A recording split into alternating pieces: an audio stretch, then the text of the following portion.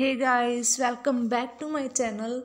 This is Harpreet Kaur and in this video I am going to start with a new chapter of income tax, that is clubbing of incomes. So guys, first of all, if you are new to my channel then don't forget to subscribe to my channel, and if you like my video then press like and write in the comment section how was the video and share it with your friends. So guys let's get started. सबसे पहले हमारा chapter name है clubbing of incomes. ठीक है, तो यहाँ से हमें क्या समझ में आता है, क्लबिंग होता क्या है। क्लबिंग होता है मीन्स कि काफ़ी सारी चीज़ों को जब हम एक साथ गैदर कर लेते हैं, उन्हें जोड़ लेते हैं, वो होता है क्लबिंग। और क्लबिंग ऑफ इनकम क्या होगा कि किसी पर्सन की इनकम तो आ ही रही है, इनकम टैक्स के अकॉर्डिंग किसी पर्सन की इनकम तो आ ही रही है, उसके साथ साथ कुछ और बंदों की भी इनकम उसकी इनकम में जोड़ देना। अब ऐसा सबसे पहले क्लबिंग जो होती है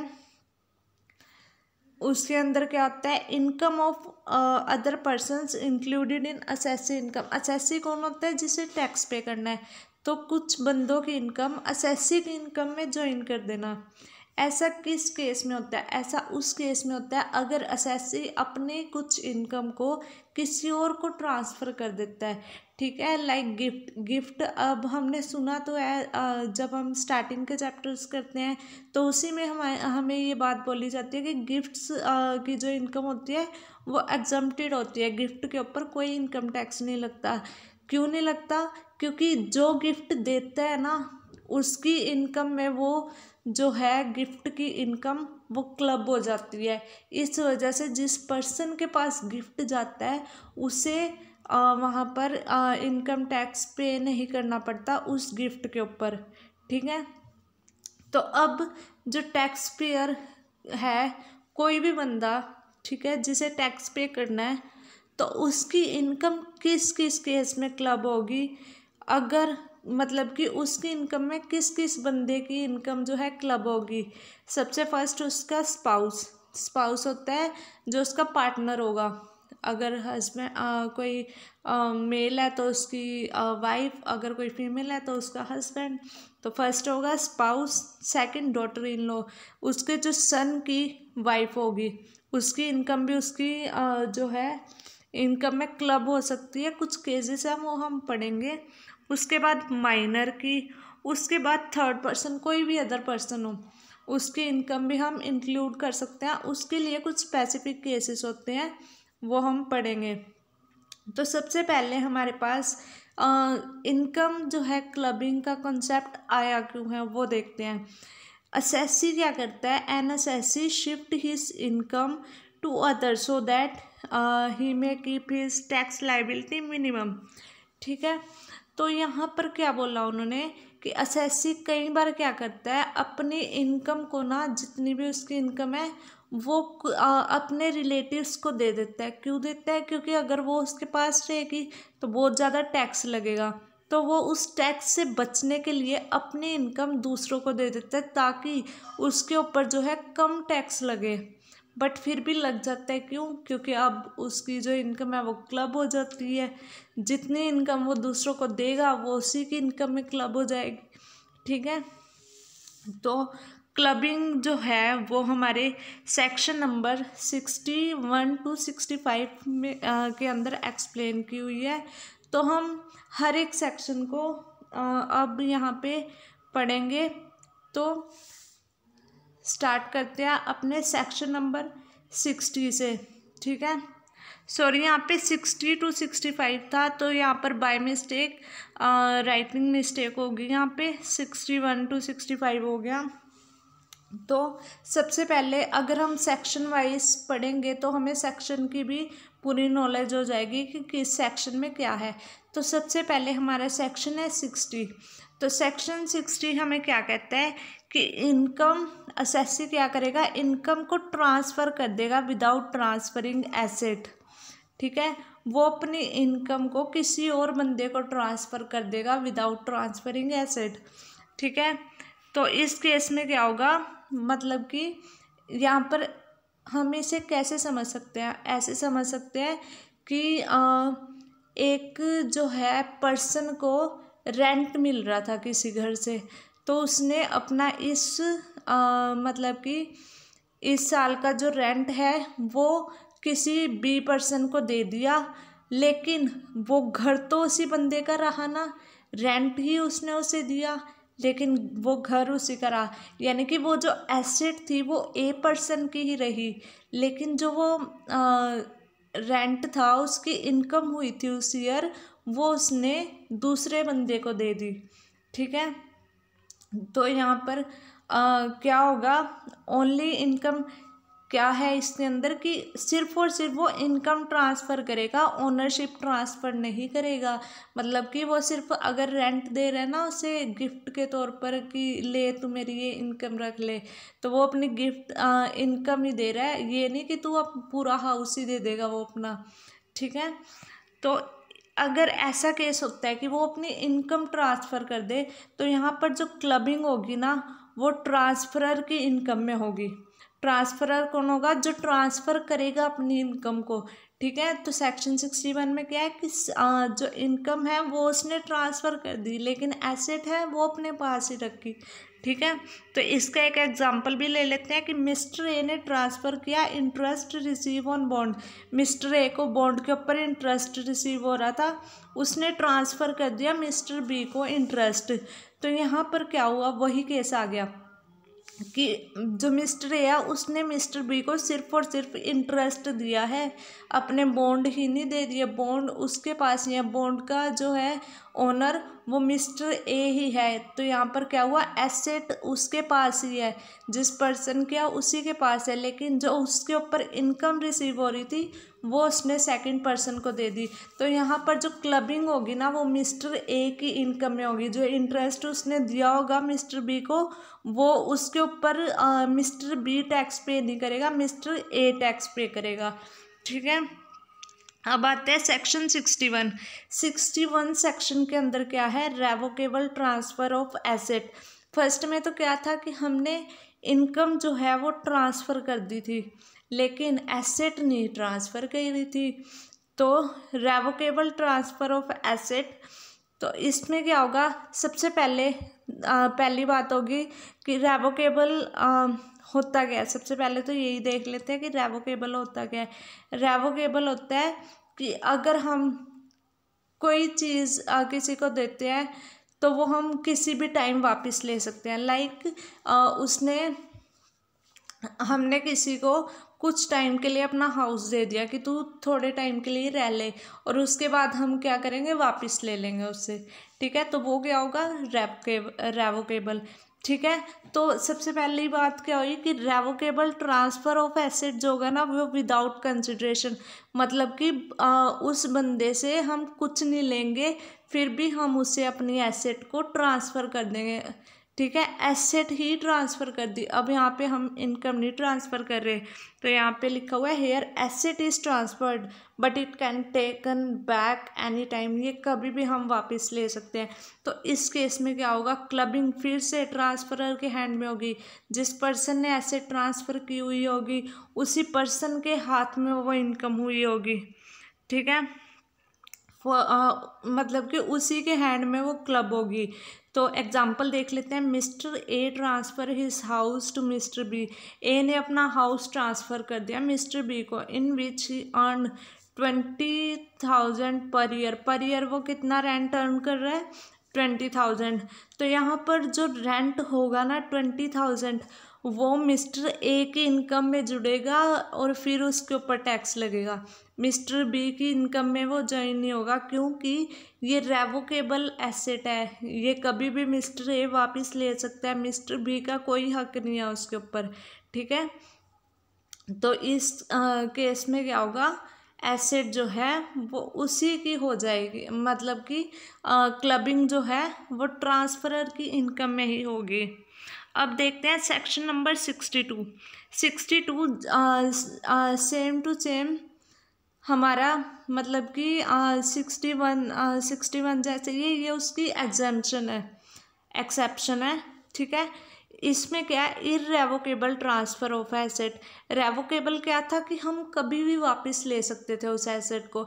इररेवोकेबल क्या होता है कि हम कभी भी वापस नहीं ले सकते।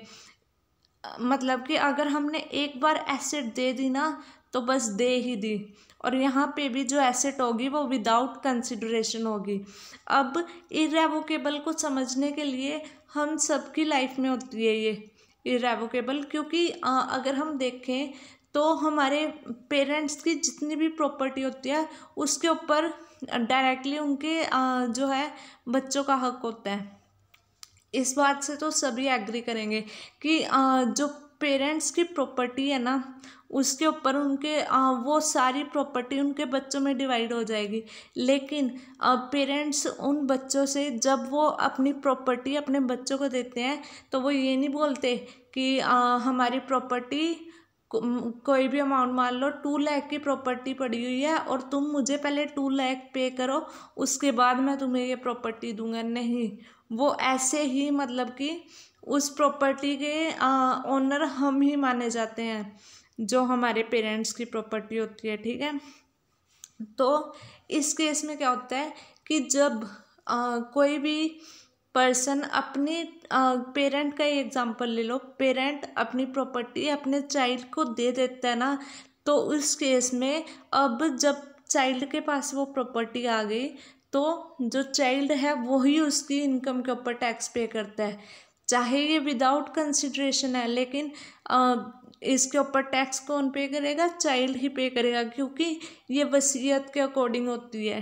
ठीक है, तो here income is transferred for life time, जिंदगी भर के लिए उसके पास आ जाती है। Means transferor cannot, transferor कभी उसे वापस नहीं लेता। ऐसा तो नहीं होता कि किसी पेरेंट्स कोई मतलब कि पेरेंट है और उसने अपने चाइल्ड को अपना घर दे दिया, उसके नाम करवा दिया, और 2-4 साल बाद वो कहेगा कि तुम मेरा घर मुझे वापस दे दो। ऐसा तो नहीं हो सकता, पेरेंट तो वापस नहीं लेते। ठीक है, तो वो लाइफ में कभी उसे वापस नहीं लेगा। ठीक है, तो क्लबिंग किसके हाथ में होगी?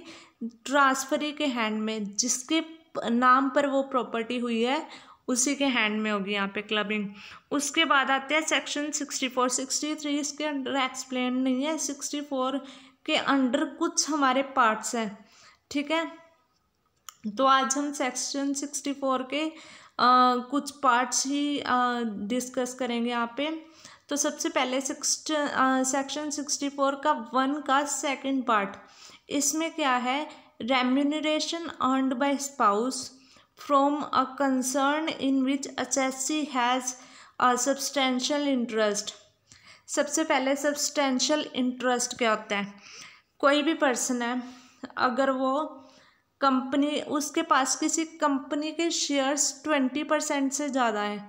ठीक है, अगर किसी पर्सन के पास कंपनी के शेयर 20% से ज़्यादा है तो हम क्या मानते हैं? उसके पास 20% से ज़्यादा उसका वोटिंग राइट है।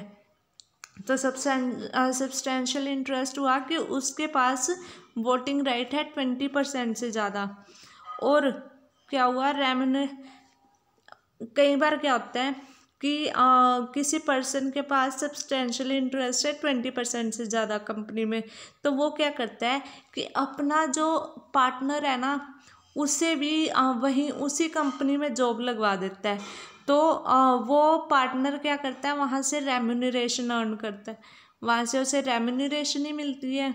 तो इस केस में क्या होता है कि अगर तो जो पार्टनर वहाँ पे लगा हुआ है अपने पार्टनर के बिहाफ पर, अगर तो वो अपनी स्किल्स की वजह से वहाँ पर लगा हुआ है तो जो पार्टनर है उसी की इनकम में होगी इनकम ऐड। लेकिन अगर उसको कोई प्रोफेशनल नॉलेज ही नहीं है, वो तो बस मतलब कि ना उसके पास कोई ना टेक्निकल स्किल है ना कोई प्रोफेशनल स्किल है, लेकिन फिर भी वो उस कंपनी में काम कर रहा है, क्यों? अपने पार्टनर की वजह से, क्योंकि उसके पार्टनर का इंटरेस्ट था उसमें 20% से ज़्यादा, तो उसने अपने पार्टनर को भी लगवा लिया वहाँ पर।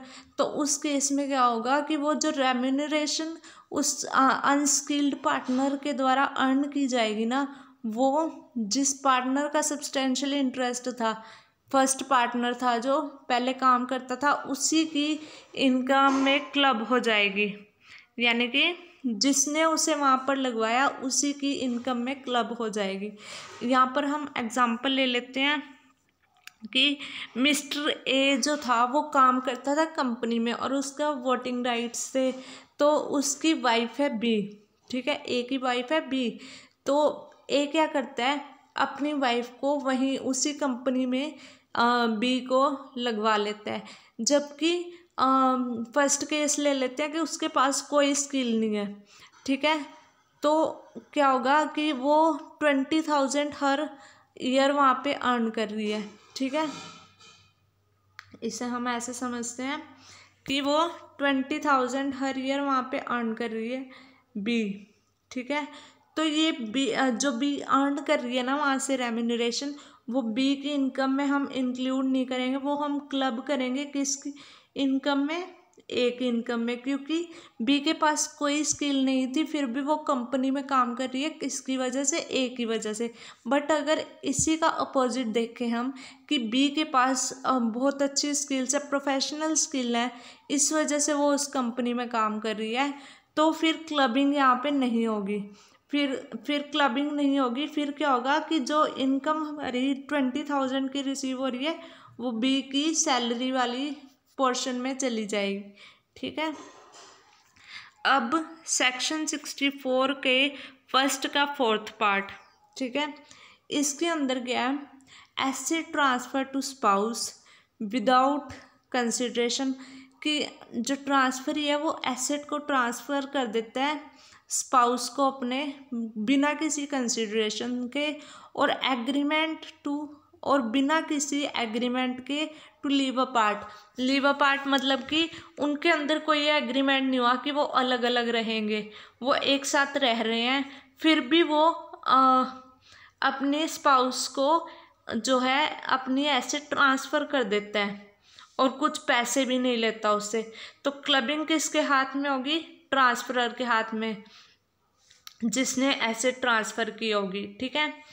तो यहाँ से हमें क्या समझ में आया, अगर तो वो मीन्स कि या तो वो मनी दे के ले लेती जो उसका स्पाउस होगा, या तो वो मनी दे के फिर एसेट ले लेता, तो उसकी इनकम बनती जो पार्टनर है, ठीक है, सेकंड पार्टनर है।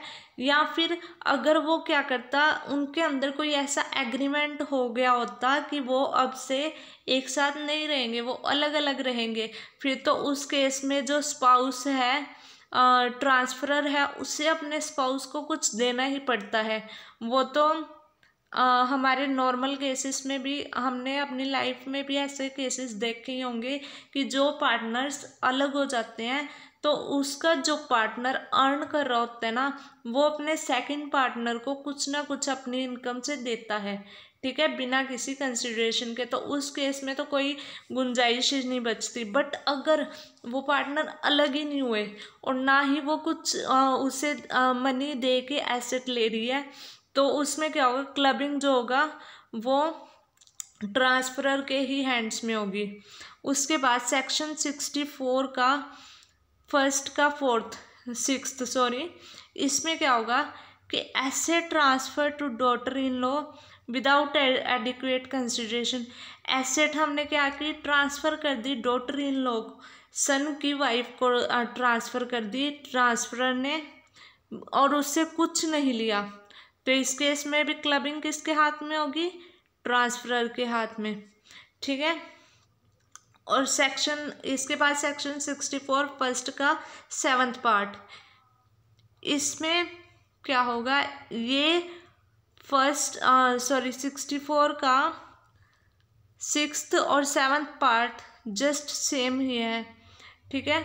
तो इनकम फ्रॉम एसेट ट्रांसफर 64 का 7th और 8th पार्ट सेम है, फर्स्ट के 7th और 8th।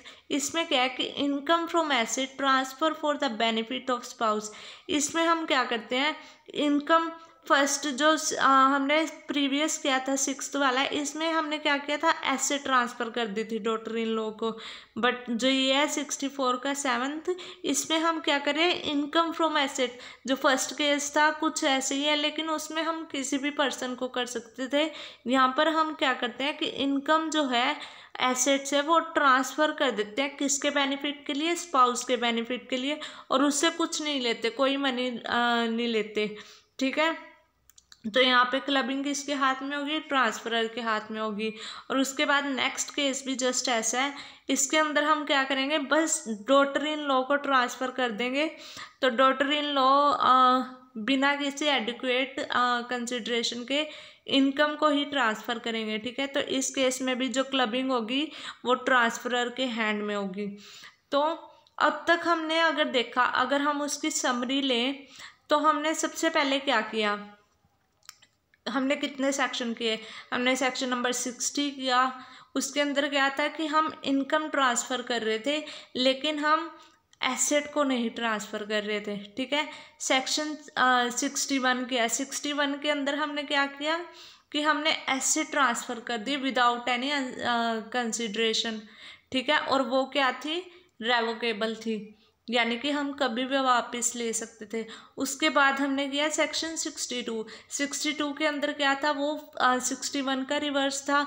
उसके अंदर इरेवोकेबल एसेट हमने ट्रांसफ़र कर दी, तो उस केस में ट्रांसफरी जो था वो क्लबिंग होती थी उसके हैंड में, ट्रांसफरी के हैंड में।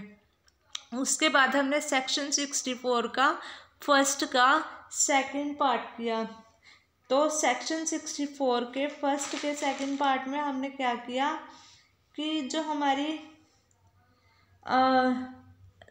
हमारा स्पाउस था, उसका मतलब कि कोई ट्रांसफरर था, उसकी सब्सटेंशियल इंटरेस्ट था किसी कंपनी में।